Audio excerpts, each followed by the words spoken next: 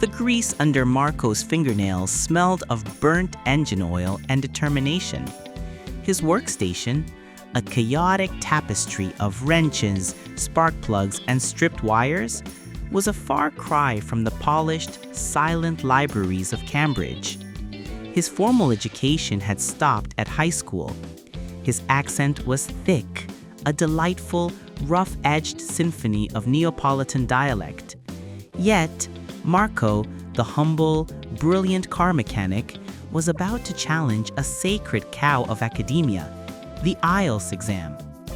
Everyone in his village, and frankly at the testing center, snickered. The IELTS was for post-grads, for corporate climbers, for those who spoke the Queen's English. Marco simply smiled, zipped up his faded denim jacket, and remembered the $100 bet he'd made with the skeptical test administrator. His dream wasn't a fancy university. It was to open a specialized vintage car restoration garage in London. And for that, he needed a Band 9. Marco didn't study from expensive textbooks. He couldn't afford them. His preparation strategy, which turned out to be the secret weapon, was entirely immersion-based and surprisingly practical. Marco needed to differentiate between the roar of a V8 engine and the purr of a V12.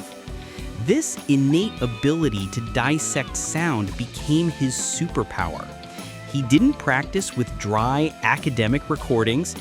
Instead, he streamed podcasts on obscure British motor racing history, adjusting the playback speed slightly faster than normal, 1.25 times. The true breakthrough came from watching 1980s British comedy shows. The rapid-fire, slang-heavy dialogue forced his ear to tune into nuance, intonation, and contraction. The surprising element? He was studying culture, not just language. He learned that the correct answer in the IELTS is often hidden in the speaker's tone or an implied counter-argument, a skill he honed listening to a grumpy old Top Gear presenter argue about gearboxes. Reading. Band 9.0 achieved. The toughest part of the reading test is not comprehension, it's the time pressure and the difficulty of the true, false, not given questions. Marco's revelation came from reading dense, complex articles on mechanical patents and the specifications of rare metals. The informative tip: he mastered skimming and scanning by setting a timer to find a specific torque value in a 10-page manual in less than a minute. Crucially, he learned the difference between false, the text says the opposite, and not given, the text doesn't mention it at all. He trained himself to never rely on general knowledge. Every answer had to be explicitly traceable to the text. He used a highlighter to mark keywords in the question before reading the passage, a discipline he applied religiously. Speaking. Band 9.0 achieved. This was supposed to be his downfall. Marco's vocabulary was rich in technical Italian, but sparse in academic English. His secret? Fluency over complex vocabulary.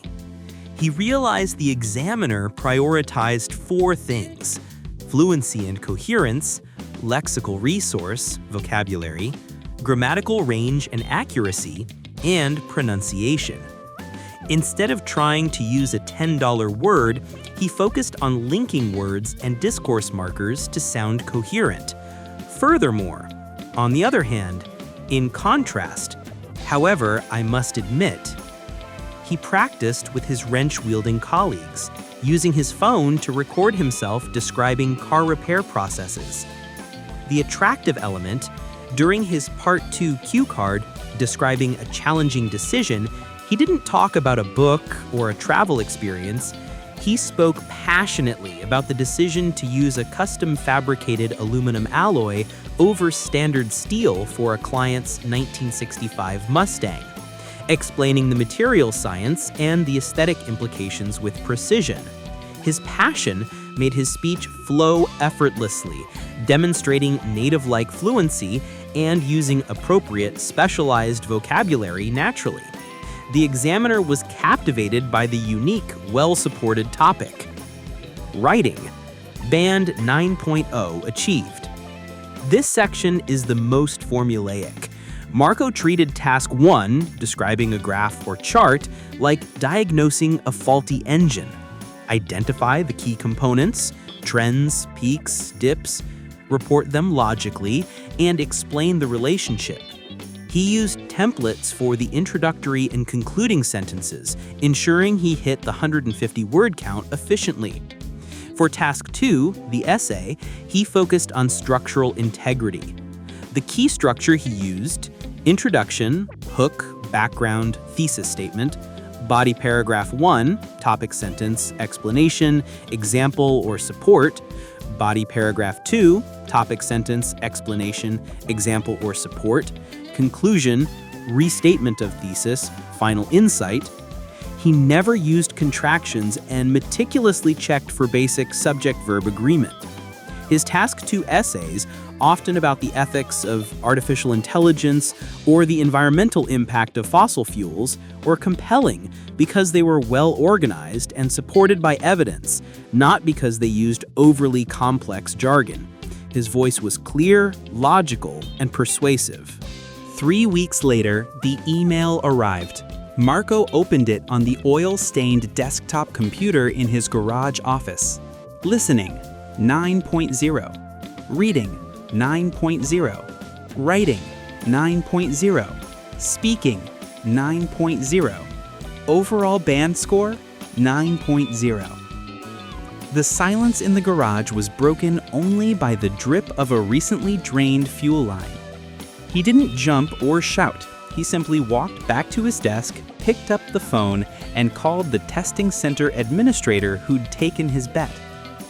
"Signore," Marco said, his voice calm, the Neapolitan accent still warm and evident, "I believe you owe me $100 and a small apology." Marco's story became legendary. It taught a crucial lesson. The IELTS is not a measure of your academic past, but a measure of your practical communication skills and discipline. You don't need an Oxford degree. You need strategic, consistent immersion and the courage to apply your real-world knowledge to the test. Marco proved that the true path to Band 9 isn't through rote memorization, but through passion, practical application, and the surprising realization that the best way to learn English is to use it to talk about what you genuinely love. The tools for success were not textbooks, but podcasts, comedy shows, and the unwavering conviction of a humble mechanic with a grand vision.